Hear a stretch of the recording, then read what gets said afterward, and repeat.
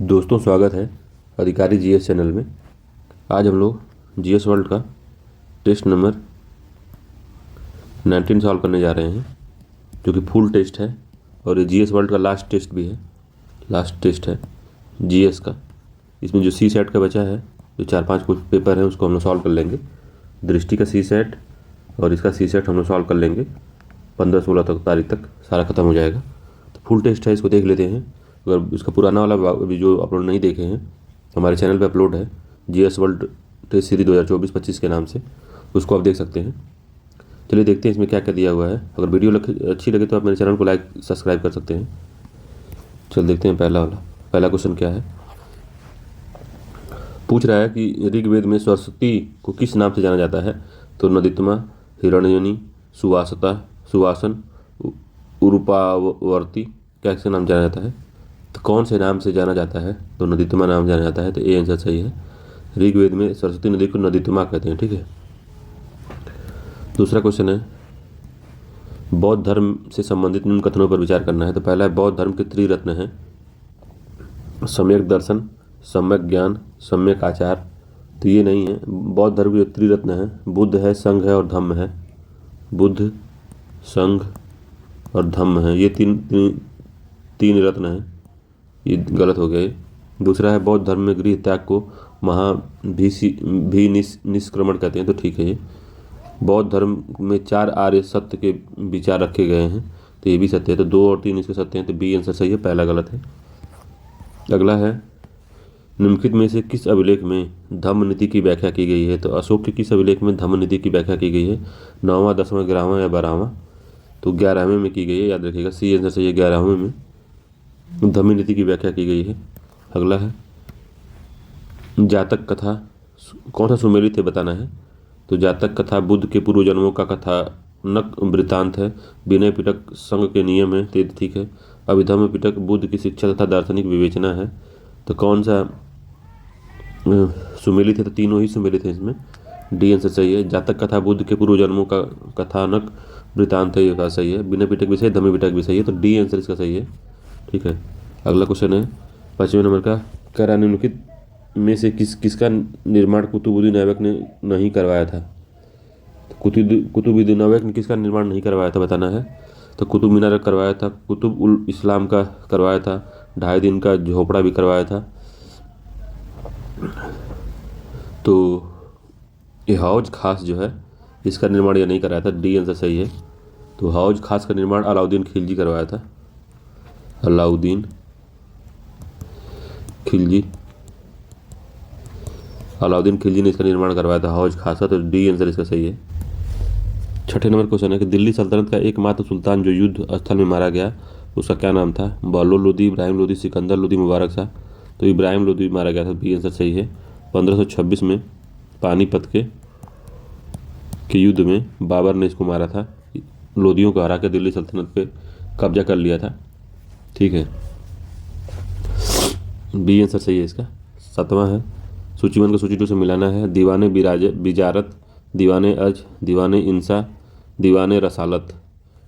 पूछ रहा है कि कौन किससे सुमेलित है। तो दीवाने अर्ज किस लिए है। तो दीवाने बिजारत का प्रमुख अधिकारी वजीर होता था। तो इसको याद रखिएगा। तो किस मंत्रालय में आता था। तो दीवाने बिराजत का वित्त में मामला था। ठीक है, वित्त प्रबंधन। दीवाने अर्ज सैन्य विभाग था, ये भी याद रखिए। दीवाने इंसा सूचना और पत्र व्यवहार का। दीवाने रिसालत जो था विदेश मामला था। तो चारों ही सही हैं। 1, 2, 3 इसका आंसर है। ए आंसर सही है। तो दीवाने बिराजत मतलब वित्त का था। दीवाने अर्ज सैन्य विभाग था। दीवाने इंसा सूचना और पत्र व्यवहार था। दीवाने रसालत है विदेश विभाग था। ठीक है। तो डी तक इसका पहला सही है, ए।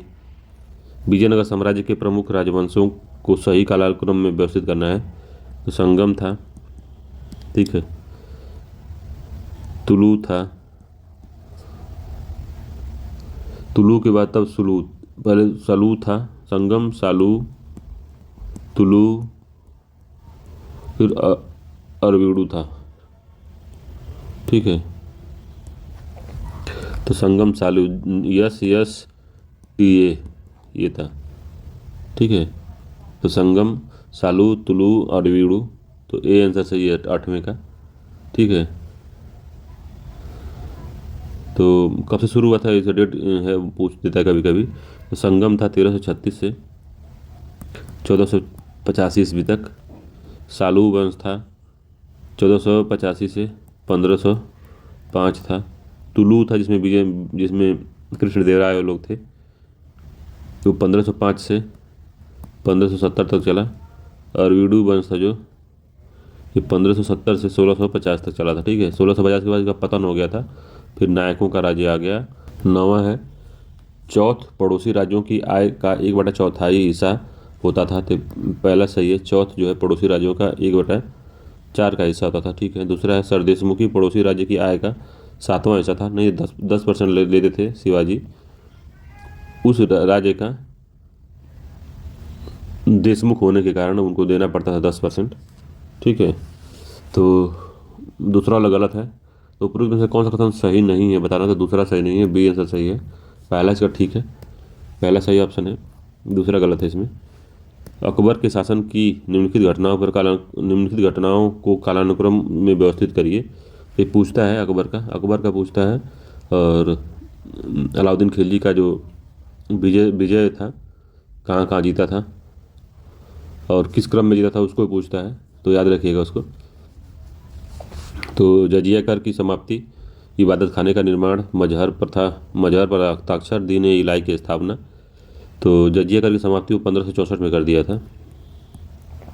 ठीक है, इबादत खाने का निर्माण उसने 1575-74 में बनवाया था, 75 में। ठीक है, मजहर प्रथा को उसने 1579 में लाया था, और दीन इलाही की स्थापना उसने 1582 में कर दिया था। तो 1564, 1575, 1579, 1582, तो 1, 2, 3, 4, तो ए आंसर इसका सही है, इसी क्रम में था। ठीक है, दारा सिको ने किस शीर्षक के अंतर्गत उपनिषदों का फारसी में अनुवाद किया था। दारा सिको ने जो उपनिषदों का फारसी में अनुवाद था वो क्या था, अल फिहरिस्वत, किताब अल बयां, मल्ज उल बहरीन, सिर ए अकबर। तो क्या नाम था इसका, तो सिर ए अकबर था, डी आंसर सही है। तो शाहजहां और मुमताज़ महल के सबसे बड़े पुत्र जो दारा सिको ने 52 उपनिषदों का फारसी में अनुवाद सिर ए अकबर नाम से किया। दारा को उनकी सहिष्णुता और उदारता के लिए लेनपुल ने लघु अकबर की उपाधि दी। ठीक है, तो इसका डी आंसर सही है, सिर ए अकबर याद रखिएगा, पूछता है ये, सिर ए अकबर याद रखिएगा। अगला है कार्नवालिस कोड के संदर्भ में निम्न कथनों पर विचार करना है। क्या है कार्नवालिस कोड, इसको बताना है। तो न्याय प्रणाली को एक सुव्यवस्थित आधार प्रदान करना, तो क्या असत्य है बताना है। तो पहला ठीक है, न्याय प्रणाली को एक सुव्यवस्थित आधार प्रदान करना था। ठीक, दूसरा कार्नवालिस कोड शक्ति के एकीकरण के सिद्धांत पर आधारित था, तो शक्ति के विकेंद्रीकरण पर आधारित है, दूसरा गलत हो गया, इसका असत्य पूछा है हमसे। इसमें कर तथा न्याय प्रशासन को अलग अलग किया गया, तो तीसरा भी ठीक है। तो केवल 2 गलत है इसमें, सी आंसर सत्य है, बाकी सब सत्य था। 1 और 3 सत्य है, बाकी दूसरा वाला गड़बड़ है। देखिए, खोंड विद्रोह, भील विद्रोह, खासी विद्रोह, कूका विद्रोह, तो पूछ रहा है कि नेतृत्वकर्ता कौन थे। तो तीरथ सिंह कूका के थे, तो 2 हो गया। खासी का कौन था, खासी का था भगत जवाहर। किसके थे भगत जवाहर बताइए, खासी के तीरथ सिंह थे। ठीक है, ये गड़बड़ हो गया, जो खासी है उसके तीरथ सिंह थे, तो सी का दूसरा हो गया। कूका के जो थे भगत जवाहर मल थे, तो पहला हो गया। सेवाराम किसके थे, तो सेवाराम जो थे वो भील विद्रोह के सेवाराम थे, 3 हो गया, ये 4 हो गया। ठीक है, तो 4, 3, 2, 1, 4, 3, 2, 1, बी आंसर इसका सही है, याद रखिएगा इसको, ये भी अच्छा क्वेश्चन था। तो ठीक है ये, तो ये सेवाराम खोंड विद्रोह के हैं, तो भील विद्रोह के सेवाराम है, याद रखिएगा। तीरथ सिंह जो खासी के हैं, और भगत जवाहर मल जो कूका के हैं, तो याद रखिएगा इसको, इंपॉर्टेंट है ये। अगला है अखिल भारतीय किसान सभा के प्रथम अध्यक्ष कौन थे। तो प्रथम अध्यक्ष सदानंद सरस्वती थे, तो ए आंसर इसका सही है, 14वें का। ठीक है, 1936 में लखनऊ में अखिल भारतीय किसान का सम्मेलन का आयोजन हुआ था। ठीक है, 15वां है निम्नलिखित में से किसने कहा था कि सैन्यवाद तथा साम्राज्यवाद पूंजीवाद के 2 जुड़वा बच्चे हैं। तो ये लाला लाजपत राय ने कहा था, ये आंसर सही है। इसको लाला लाजपत राय ने कहा था, वाडिया नहीं कहा था, जोशी भी नहीं कहते, बैप्टिस्टा भी नहीं कहते, ठीक है। तो लाला लाजपत राय कहते इसको। 16 है, निम्नलिखित में से लोक हितवादी के नाम से जाना जाता है किसको? R.G. भंडारकर को, G.G. आगरकर को, गोपाल हरि देशमुख को, मालवारी शिंदे को। तो गोपाल हरि देशमुख को लोक हितवादी के नाम से जाना जाता है, तो सी आंसर सही है। गोपाल हरि देशमुख को लोक हितवादी के नाम से जाना जाता है। 17 नंबर क्वेश्चन क्या कह रहा है? निम्नलिखित को सही कालानुक्रम में व्यवस्थित करना है। तो चार्ल्स वुड डिस्पैच, सैडलर आयोग, हार्टोंग समिति, सार्जेंट योजना, ठीक है। तो चार्ल्स वुड डिस्पैच जो था 1854 के आसपास आया था। फिर से तो 1854 में जो बना था चार्ल्स वुड डिस्पैच आया था, ठीक है। और सैडलर आयोग था 1917 में आया था, सैडलर आयोग, ठीक है। सैडलर आयोग 1917 में आया था, इसको याद रखिएगा। और हार्टोंग की अध्यक्षता, हार्टोंग समिति कब बनी थी? हार्टोंग समिति 1929 के आसपास बनी थी। और सार्जेंट कमेटी कब बनी थी? सर जॉन सार्जेंट के सुझाव पर राष्ट्रीय शिक्षा योजना तैयार की गई थी, तो 1944 में बनी थी, ठीक है। तो सबसे पहले, दूसरा, तीसरा, तो यही सही क्रम में है ही। तो चार्ल्स डिस्पैच, सैडलर, चार्ल्स है, सैडलर है, हार्टोंग है, सार्जेंट है, तो डी आंसर इसका सही है, ठीक है। इसको लिख दिया हूँ, डेट याद रख लीजिएगा, डेट को लिखा हूँ मैं। 1857 के विद्रोह से संबंधित उनका पुस्तक B.D. सावरकर द्वारा लिखी गई थी। तो कौन सी ऐसी पुस्तक है 1857 विद्रोह पे जो B.D. सावरकर ने लिखा था? First war of Indian independence 1857, the first war India independence 1857 से 59, civil rebellion in the Indian mutiny. तो कौन किस लिखा था इसको? B.D. सावरकर किसको लिखे थे? तो बुक का पूरा जो है हम अपने वीडियो डाले हैं, उसमें आप देख सकते हैं इसको। तो मॉडर्न इंडिया का जो बुक और राइटर हैं और न्यूज़ और उसके लेखक हैं, उन सबका हमने वीडियो डाला है, उसका MCQ भी डाला है हमारे चैनल पे, वीडियो पढ़िए, देख सकते हैं उसको। तो फर्स्ट वार ऑफ इंडिपेंडेंस, तो चारों में कौन लिखा, क्या लिखा? First war of independence B.D. Savarkar लिखे थे, ये पहला वाला सही है, ए आंसर इसका सही है इस क्वेश्चन का। तो 1857 किसने लिखा? तो M.N. सेन लिखे थे इसको, S.N. सेन, ठीक है। The first war of India independence किसने लिखा था? तो मार्क्स एंड एंजल्स लिखे थे, मार्क्स एंड एंजल्स। ये कौन लिखा था? Civil rebellion in Indian mutiny, ये लिखे थे S.B. चौधरी लिखे थे, S.B. चौधरी, ठीक है। तो पहला ही बार में पूछता है B.D. सावरकर का first war of the Indian independence निम्नलिखित में से किस सत्याग्रह आंदोलन में महात्मा गांधी द्वारा सर्वप्रथम भूख हड़ताल किया गया था? चंपारण में नहीं किया गया था, खेड़ा में किया गया था, अहमदाबाद मिल असहयोग। तो किसने कहा किया था उन्होंने? तो अहमदाबाद में किया था भूख हड़ताल, इंपॉर्टेंट याद रखिएगा, भूख हड़ताल अहमदाबाद में उन्होंने किया था 1917 के बाद में, मार्च के आसपास अहमदाबाद में हुआ था। उसका खेड़ा भी अहमदाबाद में ही हुआ था, नहीं अहमदाबाद करें 1818 में ही हुआ था, 1918 में ही हुआ था, अप्रैल के आसपास, ठीक है। तो सबसे पहले अहमदाबाद, उसके बाद खेड़ा हुआ था। सबसे पहले चंपारण, फिर अहमदाबाद, फिर खेड़ा, फिर असहयोग, इस तरह से हुआ था, ठीक है।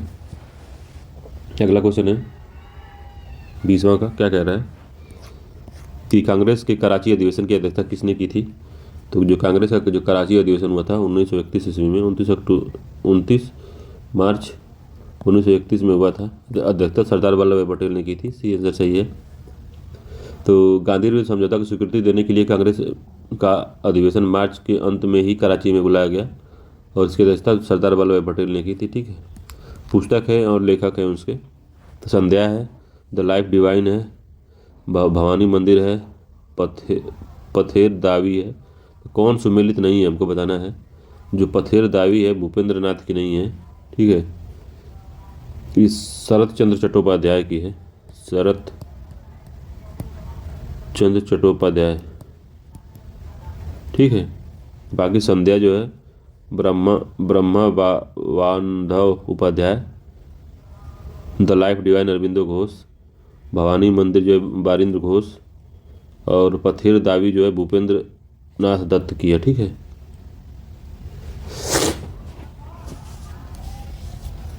तो इम्पोर्टेंट है। भूपेंद्र नाथ दत्त नहीं है, शरद चंद्र की है, ये गलत है, यही वाला डी वाला गलत है इसमें, तो डी आंसर इसका सही है। भवानी मंदिर बारिंद्र घोष की है, the life divine Aurobindo Ghosh की है। ठीक है, 22 नंबर क्वेश्चन कह रहा है निम्नलिखित कथनों पर विचार करना है। रेगुलेटिंग एक्ट 1773 के तहत लॉर्ड हेस्टिंग को बंगाल का गवर्नर जनरल बनाया गया। 22वें का कौन सा सत्य बताना है?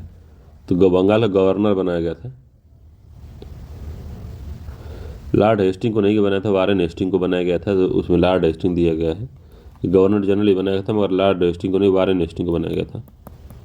ठीक है, तो पहला गलत हो गया। दूसरा है लॉर्ड हेस्टिंग ने मराठों के तृतीय आंग्ल मराठा युद्ध में पराजित कर मराठा संघ का भंग कर दिया, तो बी वाला इसका आंसर सही है। ठीक है, तो उसने वारेन हेस्टिंग ने अपने प्रशासनिक सुधार के अंतर्गत सर्वप्रथम 1772 में कोर्ट ऑफ डायरेक्टर के आदेशानुसार बंगाल में द्वैध शासन समाप्त किया, और वारेन हेस्टिंग को रियासत के साथ होने वाले घेरे की नीति का जनक भी कहा जाता है। Warren Hasting ring of fence की नीति इसने ही अपनाई थी। ठीक, इसका दूसरा वाला ठीक है, तो बी आंसर इसका सही है।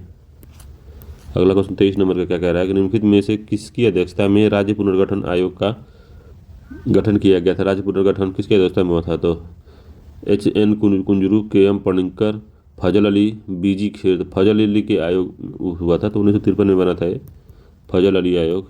ठीक है,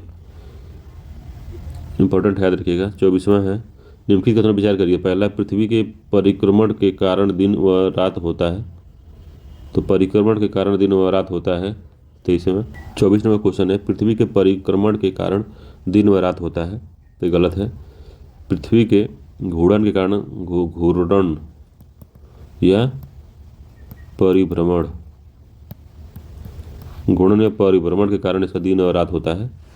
ठीक है, दूसरा है कि पृथ्वी के परिभ्रमण के कारण ऋतु परिवर्तित होता है, तो परिभ्रमण नहीं है, परिक्रमण है, जो ऊपर वाला लिखा हुआ है उससे जो होता है परिक्रमण के कारण जो होता है ऋतु परिवर्तन होती है। तो घूर्णन और परिभ्रमण के कारण जो होता है दिन रात होता है, जो अपनी धुरी पे घूर्णन करती है, घूमती है ऐसे, तो इससे क्या होता है दिन रात होता है। ठीक है, या जो सन है जिसके अराउंड में पृथ्वी जो घूमती है ऐसे, इसमें जो घूम रही है, इधर जा रही है, इधर जा रही है, इधर जा रही है, इसके कारण जो होता है ऋतु परिवर्तन होता है, ऋतु परिवर्तन। ठीक है, तो इसका दोनों ही असत्य हैं। असत्य पूछा था, असत्य कथन पूछा है, तो दोनों ही असत्य हैं, तो सी आंसर सही है इसका। अगला है निम्नलिखित में से कौन रूपांतरित चट्टानों को पुनः रूपांतरण से बनी सेल नहीं है? तो जो निम्नलिखित में से कौन सी रूपांतरित चट्टानों के पुनः रूपांतरण से बनी सेल नहीं है? फाइलाइट, सरपेंटाइन, सिस्ट, नीस। तो कौन है ऐसी जो नहीं बनी है? तो नीस नहीं बनी है, डी आंसर सही है। नीस जो है आग्नेय चट्टान के रूपांतरण से बनी है। जब आग्नेय चट्टान रूपांतरित होती है तो नीस बनती है। ठीक है, अब ये पूछा अब नीस रूपांतरित को क्या बनेगी, तो वो वाला ऑप्शन था, तो ये नहीं होता। ठीक है, और बाकी ये है ये रूपांतरण हुआ है इनका, फिर इसका रूपांतरण होगा तब ये बनी है। ठीक है, 2 बार रूपांतरण हुआ है। भ्रंश घाटी के संदर्भ में इनका थोड़ा विचार करिए। 2 भ्रंश रेखाओं के बीच के चट्टानी स्तंभ नीचे की ओर धंस जाते हैं। तनाव जनित बल के कारण 2 भूखंड का विपरीत दिशा में खिसकाव होता है। भ्रंश घाटी के उदाहरण में बासाच रेंज है, सियरा नवेदा है। उपरोक्त में से कौन सा सही है बताना है। उपरोक्त में से कौन सा सही है? तो पहला 2 भ्रंश रेखाओं के बीच के चट्टानी स्तंभ नीचे की ओर धंस जाते हैं, तो पहला ठीक है। दूसरा है तनाव जनित जो बल के कारण 2 भूखंड का विपरीत दिशा में खिसकाव होता है, तो ये भी ठीक है। भ्रंश घाटी का उदाहरण बसाच रेंज और सियरा नवेदा नहीं है। ठीक है, बस जो भ्रंश घाटी जो का उदाहरण जो है उसमें अफ्रीका का न्यासा झील है। ठीक है, न्यासा क्षेत्र है, अल्बर्ट झील है, भूभ्रंश है, घाटी के उदाहरण है। ठीक है, टंगानिका जो है ये भी भ्रंश है। हमारे यहाँ भ्रंश घाटी में ताप्ती और नर्मदा बहती हैं। ठीक। तो ये सब उदाहरण है उसके, तो इसका तीसरा वाला गलत है। तो सी आंसर सही है, केवल 1 और 2। 27 नंबर क्वेश्चन है, लिथोस्फेरिक प्लेट होती है पूर्णतः महासागरीय, पूर्णतः महाद्वीपीय, मिश्रित, उपरोक्त में से कोई नहीं है, एक से अधिक। तो तीनों हो सकती है लिथोस्फेरिक, जिसमें सियाल होता है, ठीक है। ये तीनों हो सकती है लिथोस्फेरिक, तो डी आंसर से ये तीनों हो सकती है। अगला है, निम्नलिखित में से कौन सा सबसे अधिक विनाशकारी ज्वालामुखी है? तो पिलियन, बल्केनियन, इस्टाम्बोली, हवाईयन तुल्य। तो सबसे अधिक जो विनाशकारी जो होती ज्वालामुखी होती है पिलियन तुल्य होती है। ए आंसर सही है, पिलियन तुल्य सबसे विनाशकारी होती है। इसमें सिलिका की अधिक मात्रा होती है, जो सिलिका होती है वो अधिक मात्रा में होती है, जिसके कारण से मैग्मा अत्यधिक अम्लीय व चिपचिपा होता है। इसमें प्रत्येक अगला जो उद्गार होता है पिछले उद्गार से निर्मित ज्वालामुखी के शंकु को प्रायः तोड़ते हुए होता है, जैसे सुमात्रा व जावा के निकट जो क्राकतोवा है, क्राकताओ जो ज्वालामुखी है वो इसका उदाहरण है पिलियन का, ठीक है। 29वां है, निम्नलिखित में से कौन सा रासायनिक अपक्षय के अंतर्गत नहीं आता? ऑक्सीकरण आता है, कार्बोनीकरण आता है, जलयोजन भी आता है, घर्षण जो होता है रासायनिक नहीं है, फिजिकल है, ठीक है। तो बी आंसर सही है, यही नहीं आता। अगला है, निम्नलिखित में से नाम है और सर्वोच्च बिंदु है। तो अपलेसियन का देमाबंद, एपेनाइन का माउंट एल्बुर्ज, कॉर्नो ग्रांडे, राकी पर्वत का माउंट मिचेल। तो पूछ रहा है कौन किसका सुमेलित है, बताना है। तो अब अपलेसियन का सबसे जो हाईएस्ट पॉइंट है अपलेसियन का वो माउंट मिचेल है, तो 4 हो गया इसका। एपेनाइन का जो है कॉर्नो ग्रांडे है, 3 हो गया।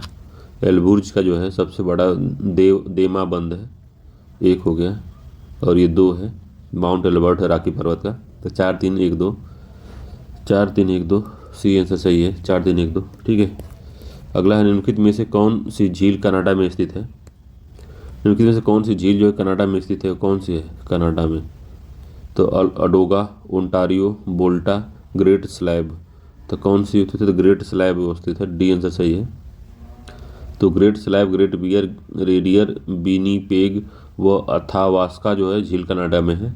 लांडोगा, ओनेगा बैकाल झील रूस में अवस्थित है, ठीक है। लाल्डोगा जो है रूस का है। बोल्टा झील घाना में है, ये घाना में है, ठीक है, याद रखिएगा। और जबकि सुपीरियर झील, ह्यूरन, ओंटारियो, मिशिगन, ईरी झीलें जो हैं यूएसए में है, तो ये यूएसए की है, ठीक। तो डी आंसर इसका सही है। ग्रैंड बैंक और जॉर्ज बैंक जाने जाते हैं तो किसके लिए? खनिज उत्पादन के लिए, पेट्रोलियम उत्पादन के लिए, पोत निर्माण के लिए, उपरोक्त में से कोई नहीं। तो किसके लिए जाने जाते हैं ये? तो ये जाने जाते हैं गल्फ स्ट्रीम का जो गर्म जलधारा, ठंडी जलधारा जब मिलती है लेब्राडोर और जैसे न्यू फाउलैंड के पास ठंडी लेब्राडोर की धारा गर्म गल्फ स्ट्रीम जब मिलती है तो उस क्षेत्र को ग्रैंड बैंक कहते हैं, वो जॉर्ज बैंक कहते हैं। यह मत्स्यन के लिए फेमस है, तो डी आंसर इसमें सही है। उपरोक्त से कोई नहीं है, मत्स्यन क्षेत्र के लिए काफ़ी इंपॉर्टेंट है ये, ठीक है, ग्रैंड बैंक और जॉर्ज बैंक। 33 नंबर क्वेश्चन क्या कहता है? कह रहा वायुमंडल में अनेक गैसों का यौगिक है, वायुमंडल अनेक गैसों का यौगिक है, ठीक है।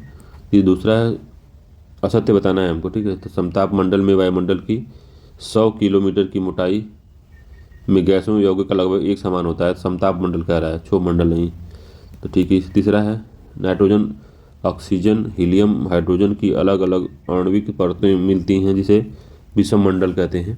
तो कौन सा असत्य है हमको बताना है 33वें का?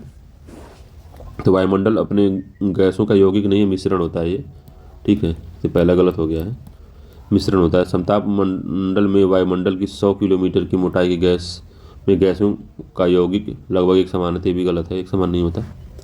तीसरा है, नाइट्रोजन, ऑक्सीजन, हीलियम, हाइड्रोजन अलग अलग आणविक परतें मिलती हैं जिसे विषम मंडल कहते हैं। तो ये अलग अलग परतें मिलती हैं, ये बात सही है, तो इसका डी आंसर सही है। 1 और 2 असत्य हैं, तीसरा सत्य है। कैटास्ट्रोफे संदर्भित करता है, तो वायुमंडल उष्मन को, प्रवाल विनाश को, मौसम के अनियमित परिवर्तन को, तूफान की बारंबारता में वृद्धि को। तो किसको करता है? तो प्रवाल विरंजक है, बी आंसर से प्रवाल विनाश से संबंधित है। कैटास्ट्रोफे जो है 1997-98 में जो दक्षिणी प्रशांत है वो अधिक गर्म हो गया था, जिसके कारण उस क्षेत्र में अल नीनो आया था। ठीक है, अल नीनो के कारण एकदम अत्यधिक गर्म होने के कारण में प्रवाल का बहुत भारी संख्या में विरंजन हो गया था, विनाश हो गया था। उसी को कैटास्ट्रॉफे कहा गया। ठीक है, अगला क्वेश्चन है, निम्न में से कौन सी गर्म पवनों का उदाहरण नहीं है? तो कौन सी ठंडी पवन से पूछना है, तो मिस्ट्रल है, ये ठंडी पवन है, ए इसका आंसर सही है। सेटायना है, गर्म है। ब्लैक रोवर गर्म है। ब्रिक फील्डर भी गर्म है, तो ए इसका आंसर सही है। मिस्ट्रल जो ठंडी हवा है, और ये ठंडी ध्रुवीय हवाएं हैं जो रोन नदी की घाटी से होकर चलती हैं। ठीक है, याद रखिएगा, भूमध्य सागर के उत्तर पश्चिम भाग में विशेषकर स्पेन और फ्रांस को प्रभावित करती हैं। ये तापमान को हिमांक से नीचे लेकर चली जाती हैं। और 36 नंबर क्वेश्चन है, निम्नलिखित तत्वों पर विचार करना है। पहला, जब ओसांग हिमांक के नीचे होता है तब ओस, कुहरा, कुहासा एवं बादल बनते हैं। तो जब जब ओसांग हिमांक के नीचे है तब ओस, कुहरा, कुहासा एवं बादल बनते हैं। तो जब ओस जो हिमांक के नीचे आ जाता है तो तुषार, हिम, पच्छाव, मेघ बनते हैं। ठीक है, तो पहला गड़बड़ है। जबकि जब ओसांग हिमांक के ऊपर हो जाता है, जब ऊपर से होता है, जब ओसांग हिमांक के ऊपर हो तब ओस, कुहरा और कुहासा एवं बादल बनते हैं। याद रखिएगा इसको। ठीक है, तो जब ओस हिमांक के ऊपर नहीं नीचे होता है तब तुषार और हिम, पच्छाव बनते। तो एक दूसरे का उल्टा लिख दिया है, ऊपर का नीचे कर दिया, नीचे का ऊपर। तो जब ओस हिमांक के ऊपर होता है, पहले वाले में, ये नीचे नहीं ऊपर होता है, तब ओस, कुहरा, कुहासा में बादल बनता है। जब ओसांग हिमांक के नीचे होता है, यहाँ पे होगा नीचे होता है, तब जो है तुषार, हिम, पच्छाव, मेघ बनते हैं। तो ओसांग हिमांक के ऊपर होगा तब ओस, कुहरा बनेगा, नीचे होगा तो तुषार बनेगा, पच्छाव, हिम बनेगा। ठीक है, तो डी इसका ऐसा से दोनों ही सत्य नहीं है। ठीक, अगला है, निम्नलिखित चट्टानों को उनके निर्माण क्रम में व्यवस्थित करना है। तो आर्कियन है, कुडप्पा है, विंध्य है, गोंडवाना है, धारवाड़ है। तो कौन सबसे पहले बना था उसको बताना है। तो सबसे पहले आर्कियन बनी थी, ये बात सही है, आर्कियन चट्टान सबसे पहले बनी थी। ठीक है, फिर धारावाड़ बनी थी, धारावाड़। तो आर्कियन के बाद धारावाड़ चट्टान है। ठीक है, फिर कुडप्पा बनी थी, फिर विंध्यन बनी थी, फिर गोंडवाना बना था। ठीक है, तो पहला ही इसका सही है, ए आंसर सही है। आर्कियन बनी थी, ADKVG,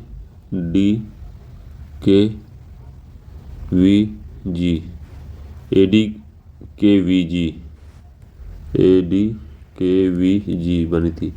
आर्कियन, धारावाड़, कुडप्पा, विंध्यन, गोंडवाना। ठीक है, तो याद रखिएगा, पहला इंपॉर्टेंट है। दूसरा है, नेपाल हिमालय का विस्तार किन नदियों के बीच में है? तो सिंध और सतलज के बीच नहीं है, सतलज और काली के बीच में भी नहीं है, काली और तीस्ता के बीच में। सी आंसर इसका सही है, काली और तीस्ता के बीच में जो है नेपाल हिमालय है। ठीक है, इस बात को समझिए, तो सी आंसर इसका सही है।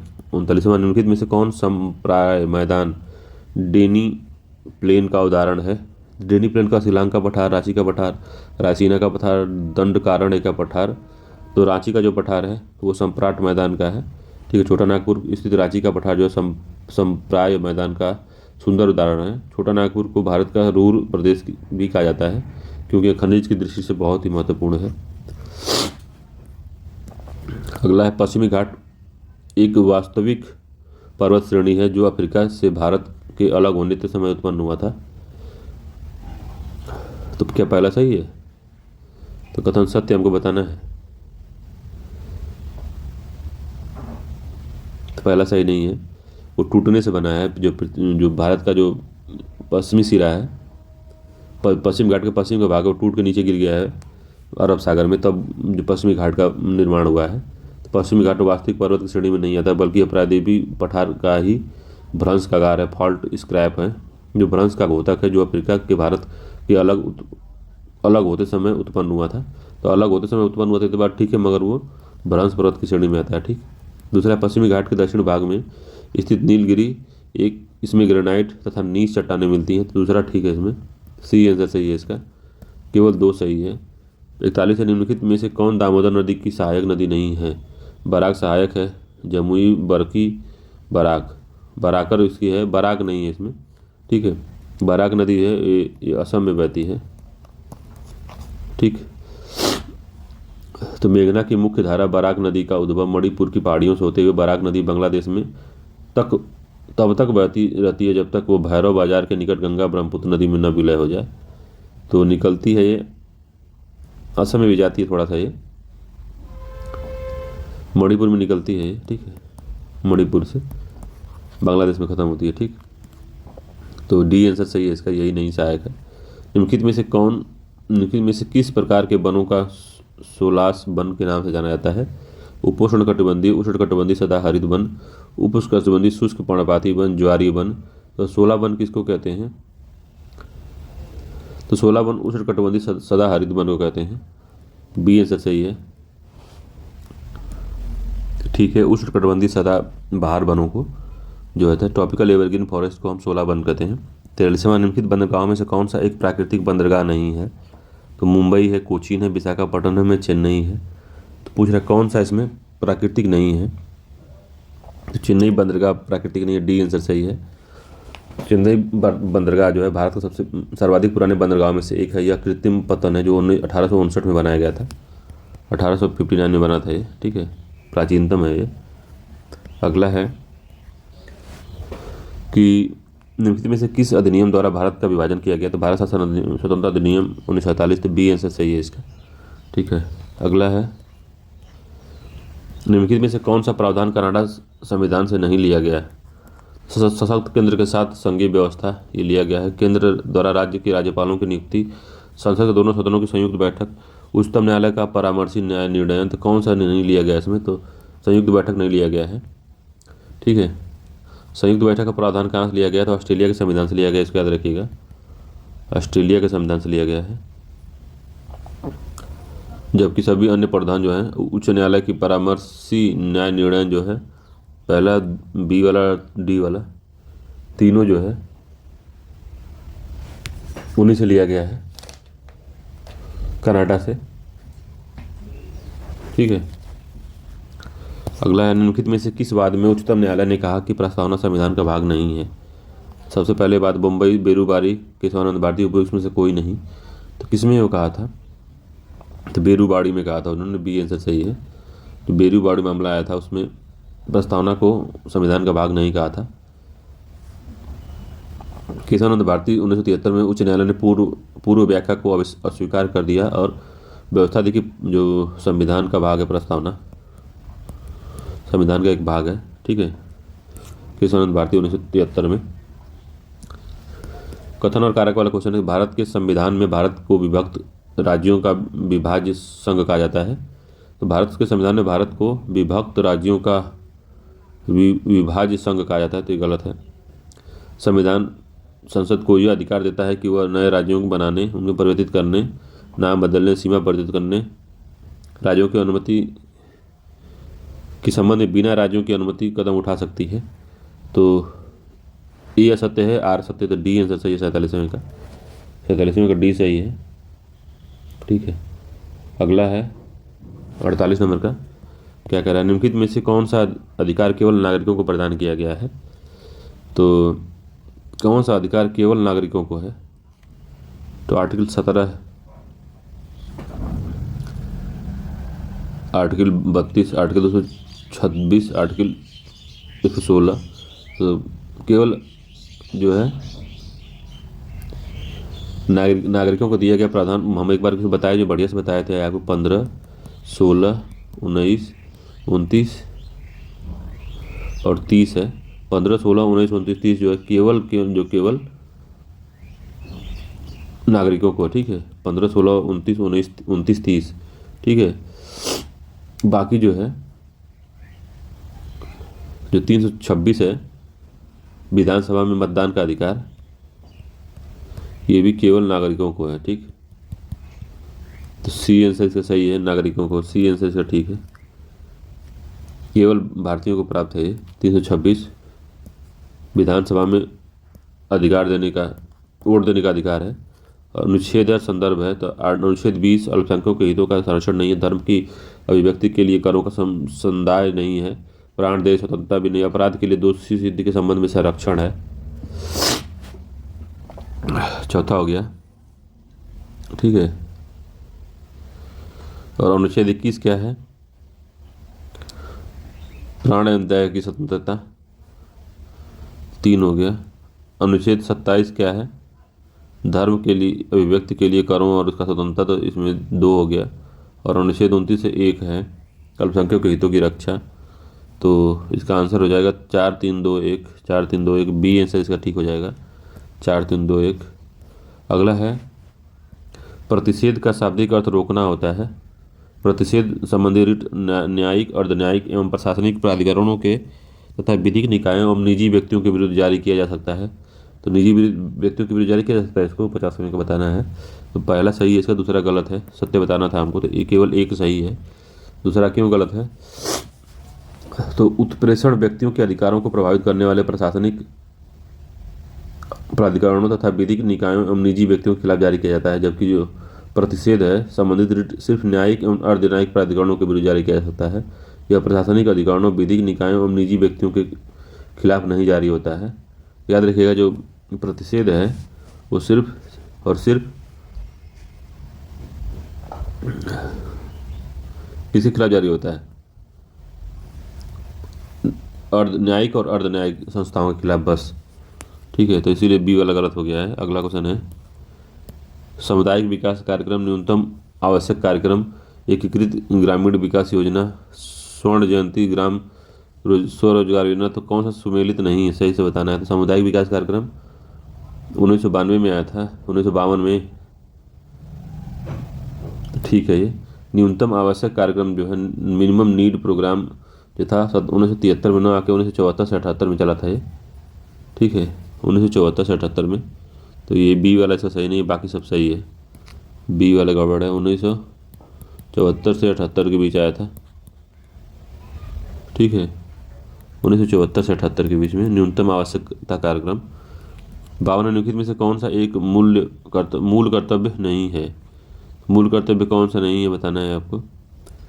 तो देश की रक्षा करें और आह्वान किए जाने पर राष्ट्र सेवा करें, ठीक है। वैज्ञानिक दृष्टिकोण, मानवतावाद और ज्ञान अर्जन तथा सुधार की भावना का विकास करें। वैज्ञानिक दृष्टिकोण, मानववाद और ज्ञान अर्जन की सुधार की भावना करें, ठीक है, दूसरा भी सही है। तीसरा है प्राकृतिक पर्यावरण की, जिसके अंतर्गत वन, झील, नदी, वन्यजीव रक्षा करें और उनके संवर्धन करें तथा प्राणी मात्र के प्रति दया भाव रखें, सी भी सही है। डी पर्यावरण संरक्षण एवं संवर्धन पर वन एवं वन्यजीव की सुरक्षा करें, तो ये डीपीएसपी नहीं है, डी आंसर सही है, डीपीएसपी नहीं है। अगला है 53 नंबर का, कह रहा है भारतीय संविधान की 5वीं अनुसूची संबंधित है राज्यसभा से में स्थानों के आवंटन के बारे में, अनुसूचित क्षेत्रों, अनुसूचित जनजातियों के प्रशासन और नियंत्रण के बारे में, असम, मेघालय, त्रिपुरा और मिजोरम में जनजातियों के प्रशासन के बारे में, कुछ अधिनियमों और विनियमों के सत्यापन के बारे में। तो जो 5वीं है, तो याद रखिएगा इसको, किसके बारे में है? जनजाति क्षेत्र असम के, मेघालय, त्रिपुरा, मिजोरम के। तो छोटा है, छोटे एरिया के लिए है, असम, त्रिपुरा, मिजोरम, मेघालय के लिए है।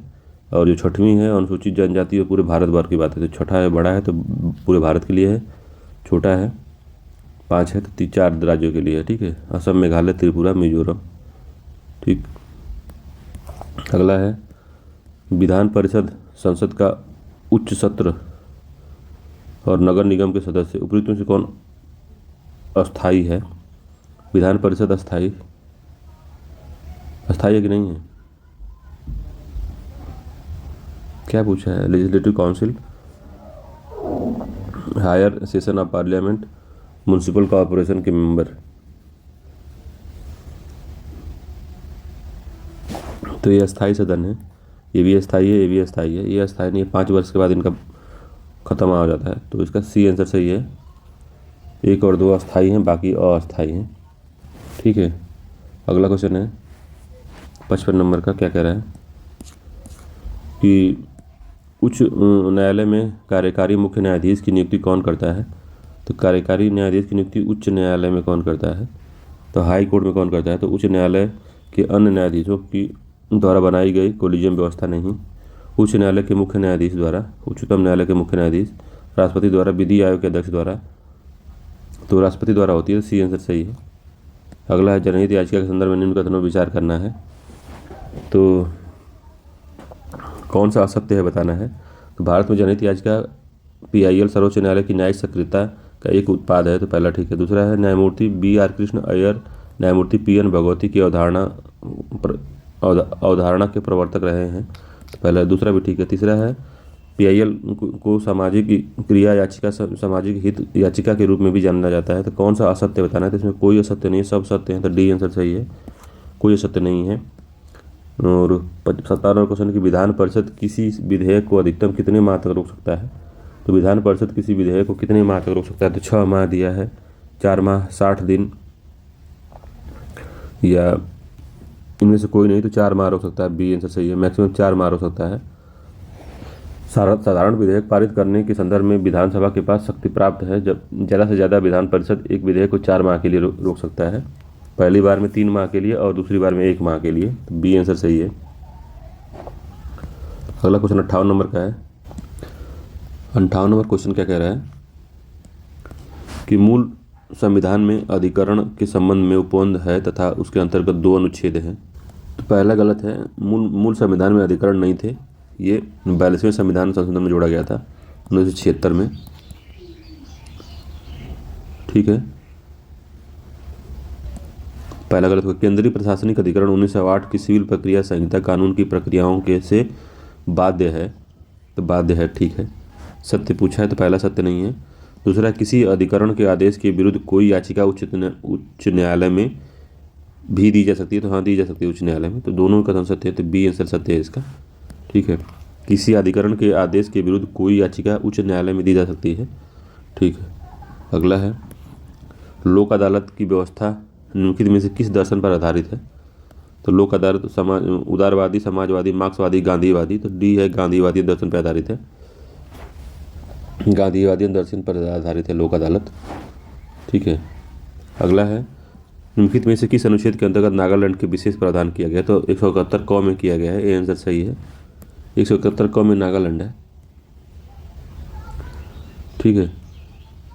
61 नंबर क्वेश्चन क्या रहा है कि निम्नलिखित में से किस केंद्रीय शासित प्रदेश में विधानसभा अस्तित्व में नहीं है। तो दिल्ली में है, पांडिचेरी में भी है, और जम्मू कश्मीर में, चंडीगढ़ में नहीं है, तो B आंसर सही, चंडीगढ़ में नहीं है।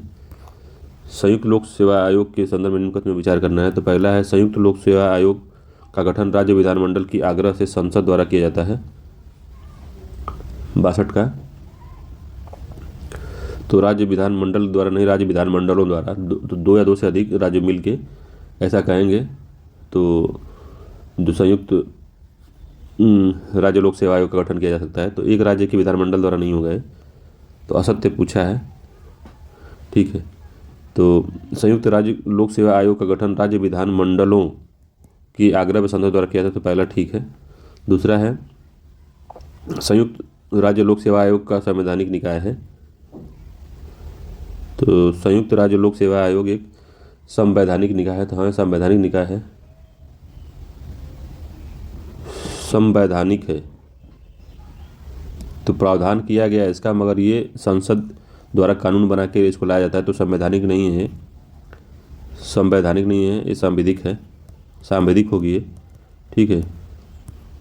प्रावधान है मगर बनाया जाएगा इसको जो, तो वो किसी भी अधिनियम के द्वारा बनाया जाएगा ना इसको, तो वो जो संस्था होगी सांविधिक संस्था होगी। तीसरा, संयुक्त राज्य लोक सेवा आयोग के अध्यक्ष व सदस्य की नियुक्ति राज्यपाल नहीं करेगा, राष्ट्रपति करेगा, तो इसका 2 और 3 इसका सही नहीं है, तो C आंसर इसका ठीक है कि ये दोनों सत्य हैं, ठीक है। 63वां राज्य मानवाधिकार आयोग के अध्यक्ष एवं सदस्य को कौन हटाता है, बताइए।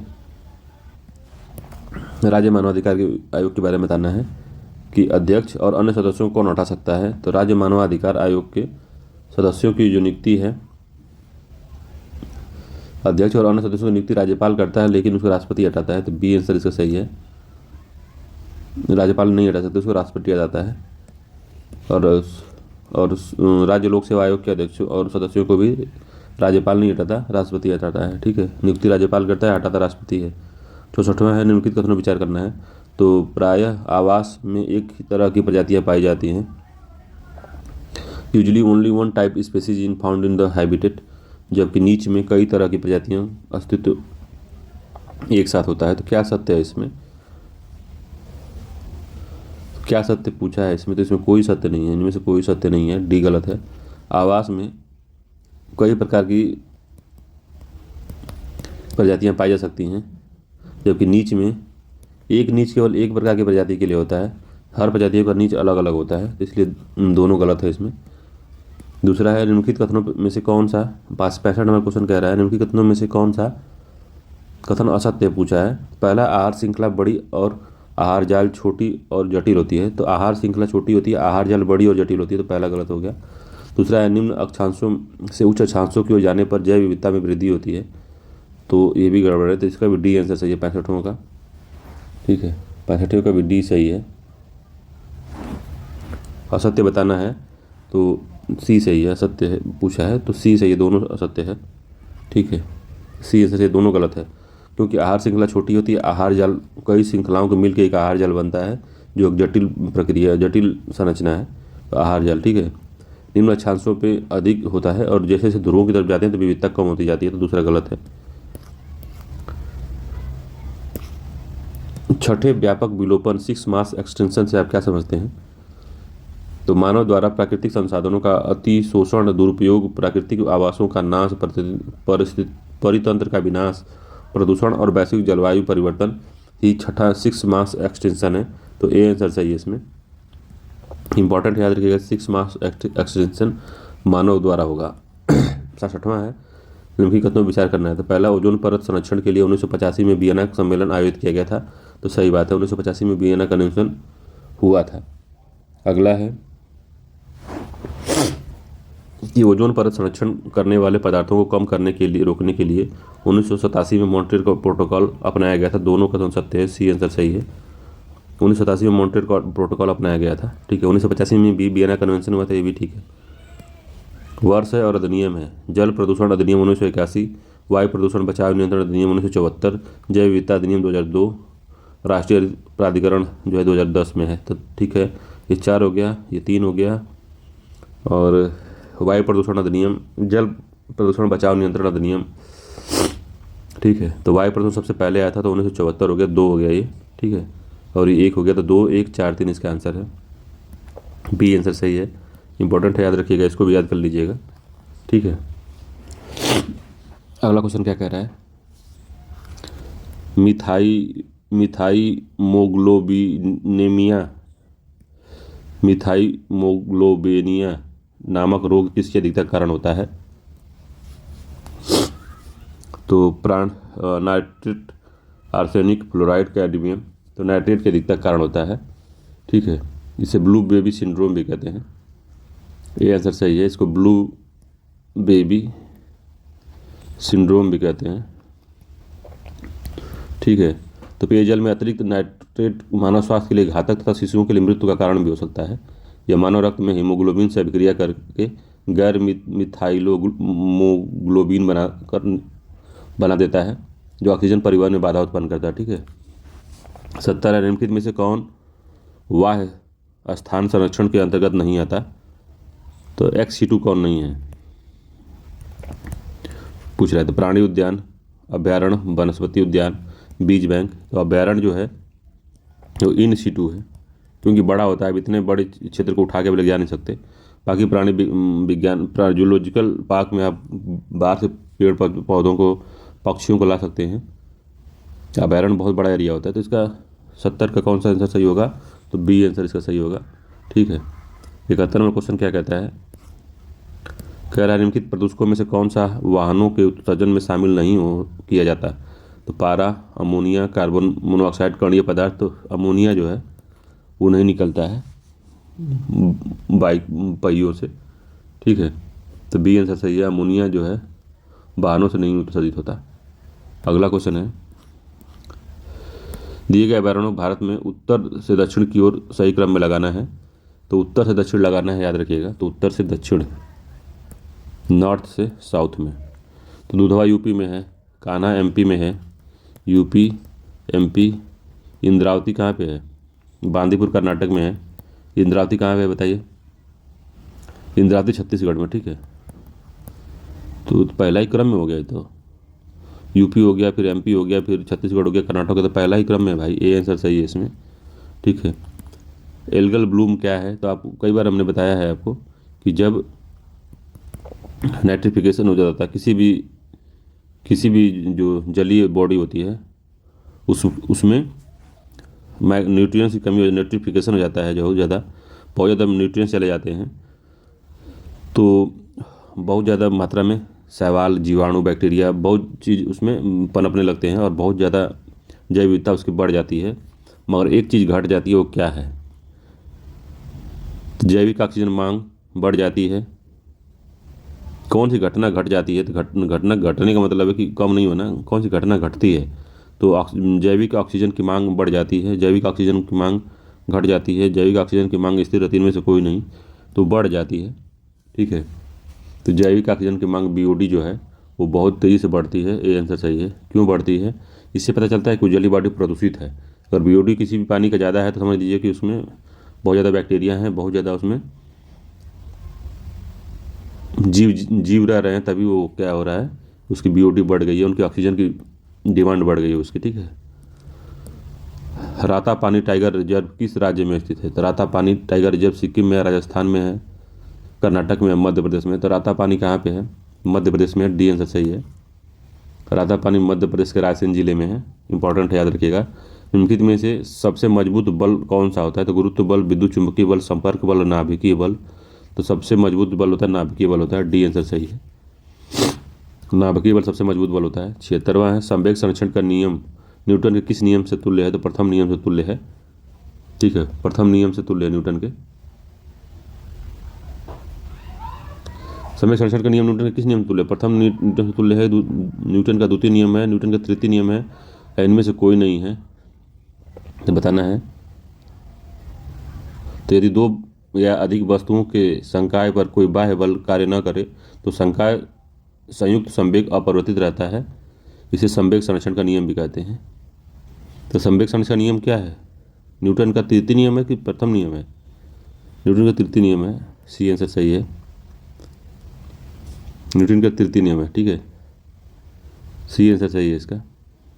अगला है, निम्नलिखित में से किस किरण के द्वारा वस्तु का ताप बढ़ता है? ठीक है, तो किस किरण द्वारा किसी वस्तु का तापमान बढ़ता है? वो किरण कौन सी? एक्सरे है, पराबैंगनी है, अवरक्त है, गामा है। तो कौन बढ़ाती है? ये इंपॉर्टेंट क्वेश्चन है। तो अवरक्त किरण बढ़ाती है, इंफ्रारेड है जो। ठीक है, तो C आंसर सही है, इंफ्रारेड। कार इंजन को ठंडा करने के लिए कूलेंट के रूप में क्या प्रयोग होता है? Ethylene glycol, sodium thiosulphate, potassium nitrate, इनमें से कोई नहीं। तो क्या गर्म होता है? तो एथिलीन ग्लाइकॉल यूज होता है। तो A आंसर सही है। कार का इंजन ठंडा करने के लिए पानी पर्याप्त नहीं होता।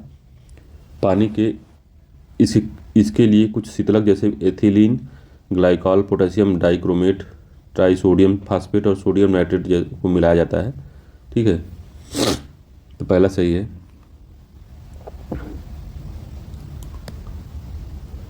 पोटेशियम डाइक्रोमेट है, पोटेशियम नाइट्रेट नहीं है। अगला है, अर्धचालक के संदर्भ में बताना है कि अर्धचालक सेमीकंडक्टर क्या होते हैं? वे पदार्थ जिनके विद्युत आवेश का प्रवाह सुचालक की अपेक्षा कम और अचालक की अपेक्षा अधिक होता है। तो ठीक है, पहला। दूसरा है, इनमें उचित अशुद्धियाँ मिलाकर इनका चालकता में उल्लेखनीय वृद्धि की जाती है। तो दोनों को समझ सकते हैं। C आंसर इसका सही आंसर है। ठीक है, इम्प्योरिटी मिला के इनकी चालकता बढ़ाई जाती है। 80 निम्नलिखित नाभिकीय विखंडन के दौरान निम्नलिखित में से किसे नियंत्रक के रूप में यूज किया जाता है? तो ग्रेफाइट, बेरिलियम, भारी जल और कैडमियम। तो किसके नियंत्रक के रूप में किया जाता है? नियंत्रण जो अभिक्रिया को नियंत्रित करती है, तो कैडमियम की छड़ यूज करते हैं। D आंसर सही है इसमें। कैडमियम की छड़ को यूज किया जाता है। सीखो, तो कैडमियम होता है या बोरान होता है, इसको करते हैं। बाकी ग्रेफाइट, बेरिलियम, भारी जल है, ये मंदक के रूप में कार्य करते हैं। ठीक है, ये कैडमियम की छड़ क्या होती है कि जो न्यूट्रॉन होता है उनको अवशोषण कर लेती है। एक ऐसी नंबर क्वेश्चन है, निम्नलिखित कथनों में से कौन सा असत्य है बताना है? तो मनुष्य के शरीर में सबसे अधिक मात्रा में पाया जाने वाला तत्व तो कैल्शियम है। तो असत्य पूछा है, तो पहला ये असत्य है, सबसे अधिक पाया जाने वाला तत्व तो ऑक्सीजन है। ठीक है, ऑक्सीजन सबसे अधिक पाया जाता है मनुष्य के शरीर में। इसके बाद कार्बन है, फिर हाइड्रोजन, नाइट्रोजन, कैल्शियम, तब आता है फास्फोरस इत्यादि की मात्रा पाई जाती है। ठीक है। दूसरा, मनुष्य के शरीर में सबसे कम मात्रा में पाया जाने वाला तो लोहा है। तो लोहा हाँ सबसे कम है ना, बहुत कम पाया जाता है। तो ठीक है, बी आंसर इसका सही है। केवल 2 सही है, मगर पूछा है क्या असत्य है, तो एक आंसर सही होगा इसका, कि ए आंसर सही होगा। पूछा है क्या असत्य है। ठीक है, असत्य पूछा है तो इसमें ए असत्य है ये बताना है। ठीक है। अगला है, विद्युत ऊर्जा को रासायनिक ऊर्जा में परिवर्तित करने के लिए प्रयुक्त होने वाला यंत्र कौन सा है। तो विद्युत ऊर्जा को रासायनिक ऊर्जा में बदला जाना है तो विद्युत मोटर, वोल्ट मीटर, डायनोमो, विद्युत मीटर, दोबारा आ गया, विद्युत मीटर है, मोटर है, वोल्ट मीटर है, डायनोमो है, ये है। तो वैसे कौन सा अच्छा उदाहरण है। तो वोल्ट मीटर वो यंत्र है जो विद्युत ऊर्जा को रासायनिक ऊर्जा में परिवर्तित कर देता है। ठीक है, तो वोल्ट मीटर है, बी आंसर सही है। अगला है, तो इसका ऑप्शन थोड़ा इसको बी वाला जो बदल लीजिए इसको, विद्युत अपघटन होता है वो, विद्युत अपघटन।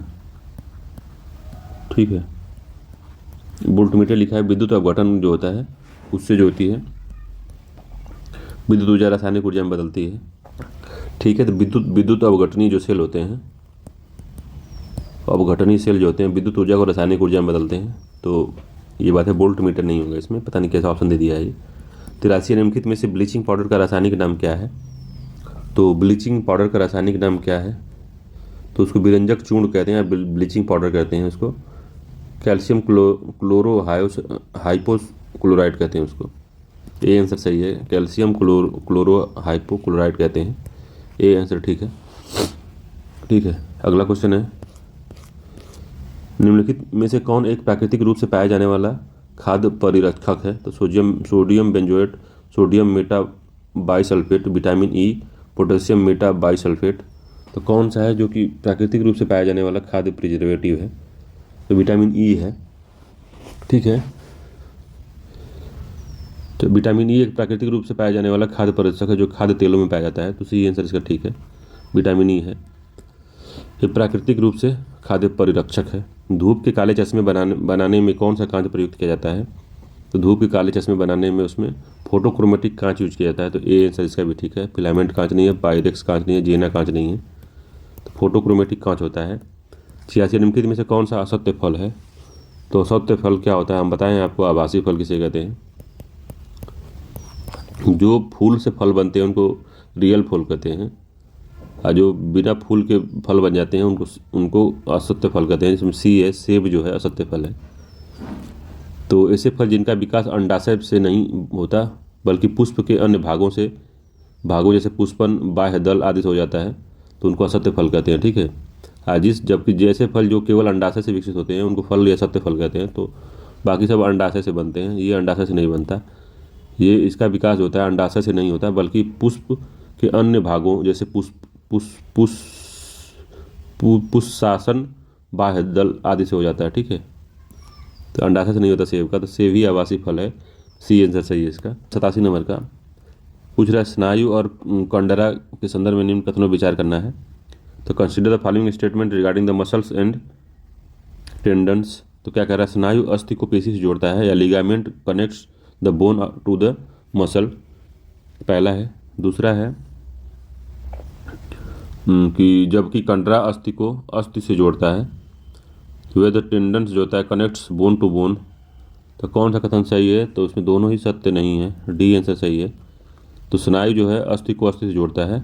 ठीक है, जो स्नायु है वो अस्थि को अस्थि से जोड़ता है, जबकि जो टेंडम से कंडरा है वो अस्थि को पेशी से जोड़ता है। ठीक है, पेशी को अस्थि से जोड़ता है, और जो ये है स्नायु अस्थि से अस्थि को जोड़ता है। ठीक, तो इसमें डी आंसर सही है इसका। अगला है 68 नंबर का, क्या कह रहा है, 88 नंबर का, निम्नलिखित में से कौन सा कथन सत्य बताना है। तो विषाणु न्यूक्लियो प्रोटीन से बने होते हैं, तो पहला सही है। दूसरा, ये सजीव होते हैं तथा किसी जीवित कोशिका में पहुंचते ही सक्रिय हो जाते हैं और एंजाइम का संश्लेषण करने लगते हैं। तो जो विषाणु होते हैं, ठीक है, ये सजीव नहीं होते, सजीव और निर्जीव के बीच में रहते हैं ये। सजीव और निर्जीव के बीच की कड़ी हैं ये, ठीक है। तो ये सजीव नहीं रहते, निर्जीव होते ना, सजीव रहते हैं ये। किसी तब फिर भी ये किसी जीवित कोशिका में पहुँचते हैं तो वहाँ पे सक्रिय हो जाते हैं और एंजाइमों का संश्लेषण करने लगते हैं। तो दूसरा गलत हो गया इसमें। तीसरा है, इनमें पोषण, श्वसन, वृद्धि, उत्सर्जन और उपापचय क्रियाएं नहीं होती। तो ये भी सही है। तो पहला और तीसरा सही है इसमें, सी आंसर सही है, दूसरा गड़बड़ है इसमें। 89वां क्वेश्चन कह रहा है कि निम्नलिखित में से कौन सी खुले परितंत्र नहीं पाया जाता, निम्न में से किस में खुला परिसंचरण तंत्र नहीं पाया जाता। तो किस में नहीं पाया जाता है, तो मोलस्का में नहीं पाया जाता है, डी आंसर सही है। मोलस्का में खुला परिसंचरण तंत्र नहीं पाया जाता। बाकी तिलचट्टा में, कीट में, मछली में पाया जाता है। 90 निम्नलिखित में कथनों विचार करना है। तो आरबीसी की संख्या में सामान्य स्तर से अधिक जो वृद्धि को पॉलीसाइथीमिया कहते हैं, पॉलीसाइथीमिया कहते हैं। पहला सही है। आरबीसी की संख्या में कमी के कारण एनीमिया, रक्ताल्पता हो जाता है, तो ठीक है, दूसरा सही है। तीसरा, डब्ल्यूबीसी की संख्या में सामान्य स्तर से अधिक वृद्धि को ल्यूकीमिया कहते हैं, तो ये भी सही है। तीनों ही सत्य हैं इसके, सी आंसर सही है, तीनों ही सत्य हैं। अगला है दृष्टि वैषम्य दोष, ठीक है। एस्टिग्मैटिज्म को दृष्टि वैषम्य दोष किस प्रकार के लेंस उपयोग किया जाता है, बताना है। बेलनाकार लेंस का उपयोग किया जाता है इसमें, ठीक है। तो सी आंसर सही, इसमें बेलनाकार जो लेंस होता है उसका उपयोग किया जाता है। तो दृष्टि वैषम्य दोष में कार्निया की आकृति असामान्य हो जाती है, तो इसमें कार्निया की जो आकृति है असामान्य हो जाती है। स्टिग्मैटिज्म में असामान्य, ठीक है। 92 है, हार्मोन के बारे में बताना है कि हार्मोन के संदर्भ में निम्न कथनों पर विचार करना है। तो हार्मोन बाह्य स्रावी ग्रंथियों से अल्प मात्रा में स्रावित होने वाला अकार्बनिक पदार्थ है। 92 का बताना है आपको। तो पहला गलत हो गया, इसका सत्य बताना था, तो पहला गलत है। जो हार्मोन है अंतःस्रावी ग्रंथियों से अल्प मात्रा में स्रावित होने वाला कार्बनिक पदार्थ है, अकार्बनिक नहीं है। दूसरा, रासायनिक दृष्टि से हार्मोन प्रोटीन, स्टेरॉइड्स तथा अमीनो अम्ल के व्युत्पन्न उत्पाद हैं या पदार्थ हैं, तो भी सही है, दूसरा सही है, बी आंसर, पहला गड़बड़ है। 93वां क्वेश्चन है कि निम्नलिखित में से एक पदार्थ हार्मोन नहीं है। तो पादप हार्मोन नहीं है, पदार्थ नहीं, पादप हार्मोन नहीं है, तो क्या है। जिब्रेलिन है, रेनिन है कि नहीं है, रेनिन नहीं है, ठीक है। इथाइलिन है, ऑक्सीन है। तो रेनिन जो है वृक्ष से उसका श्रावण होता है, ठीक है। तो बी आंसर इसका सही है कि यही नहीं है, रेनिन पादप हार्मोन नहीं है, यह मानव हार्मोन होता है, ठीक है। तो बी आंसर इसका गड़बड़ है। अगला क्वेश्चन है, सूची 1 को सूची 2 से मिलाना है। तो रोग है और कवक है। तो एंथ्रेक्स है, क्वासियोरकर है, हार्पिस है, मलेरिया है। तो पूछ रहा है कौन किससे होता है। तो एंथ्रेक्स जो है वो जीवाणु से होता है, तो 4 हो गया। क्वासियोरक जो होता है प्रोटीन का अत्यधिक हो जाता है शरीर में, तो क्वासियोरक हो जाता है, 3 हो गया।